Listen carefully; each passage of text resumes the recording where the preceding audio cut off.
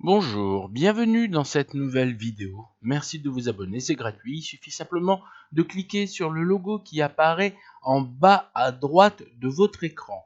Aujourd'hui, nous allons parler du troisième jour de la création par rapport à la référence que représente donc la Torah, ce qui s'appelle aussi l'Ancien Testament. Avant de commencer à parler sur ce troisième jour de la création, on va un peu revenir sur ce qui avait été dit sur la précédente vidéo concernant donc le deuxième jour de la vidéo où on parlait de l'eau et de l'eau. Nous avions expliqué qu'il fallait déjà imaginer le décor. Nous en sommes au deuxième jour. Nous avons une planète, elle est totalement recouverte d'eau. Et en plus, cette planète est totalement immobile. Elle ne tourne pas sur elle-même. Elle n'a pas d'effet de rotation. Elle est entourée d'un univers totalement vide, c'est-à-dire le néant. Un univers sans étoiles, sans planète, rien. Et au centre, uniquement notre bonne vieille planète Terre. Maintenant, nous allons commencer la lecture. C'est marqué sur l'écran. Dieu dit que les eaux au-dessous des cieux soient rassemblées en un endroit et que le sol apparaisse. Et il en fut ainsi.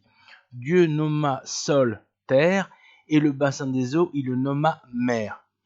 Et Dieu vit que c'était bien. Imaginez maintenant que cette planète immobile commence à tourner sur elle-même. Si vous demandez à un scientifique spécialisé par rapport à ces choses, il vous dira que l'eau va commencer à s'écraser, c'est-à-dire que la force d'inertie de la rotation de la planète va écraser les eaux. Et vous allez vous retrouver avec un niveau de la mer qui va baisser. Et à partir de là, la Terre va commencer à apparaître.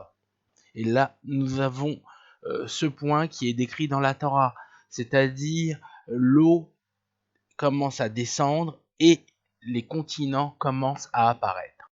Cette rotation fait qu'un point, mais 24 heures pour atteindre le même point, comme le ferait actuellement notre planète aujourd'hui. Dans la première vidéo, nous avons parlé du premier jour. Dans le premier jour, on a cette phrase, et que la lumière soit.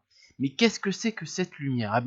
Si vous étudiez les plantes, vous allez entendre parler de photosynthèse. La photosynthèse, c'est ce rayonnement qui permet justement de créer cet oxygène qui nous permet de respirer. Donc, la configuration optimale pour que de la verdure puisse pousser et que vous ayez donc de l'eau, de la terre, de la lumière.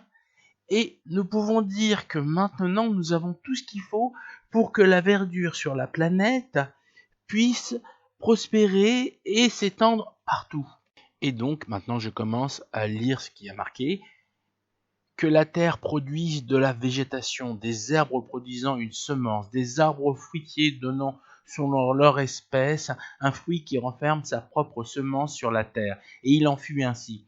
Et la terre produisit de la végétation, des herbes produisant une semence selon leur espèce, et des arbres fruitiers portant selon leur espèce un fruit qui renferme sa semence, et Dieu vit que c'était bien. Et il y eut un soir, il y eut un matin, un troisième jour. Imaginons maintenant que vous avez un ballon de football mâle. Ensuite, vous avez à côté un ballon de football femelle. Vous les mettez pendant une soixantaine d'années ensemble, vous pouvez être sûr que l'un et l'autre n'arriveront pas à faire un bébé ballon. Pourquoi je dis ça? Tout simplement parce que là on parle de miracle, on parle de semence. C'est-à-dire que vous prenez un élément existant, une création, et cette création a la possibilité de se reproduire. En soi-même, ça a l'air de rien, mais une chose ayant la capacité de faire cette chose, de se reproduire, est en soi-même un véritable miracle. On parle de vie. Pour faire une conclusion de cette vidéo, je dirais que nous avons vu plusieurs points. Nous avons vu que déjà, Dieu a créé une rotation de la planète pour qu'elle tourne sur elle-même. Cela a permis de faire descendre le niveau des eaux et de faire apparaître la Terre. Ensuite, sur cette terre, a commencé à faire pousser de la végétation, des arbres.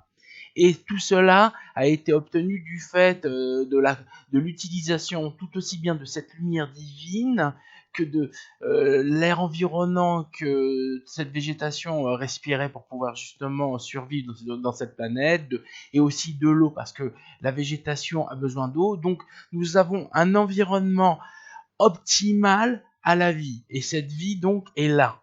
Et en plus, cette vie a la capacité de pouvoir générer une nouvelle vie différente, mais en même temps identique.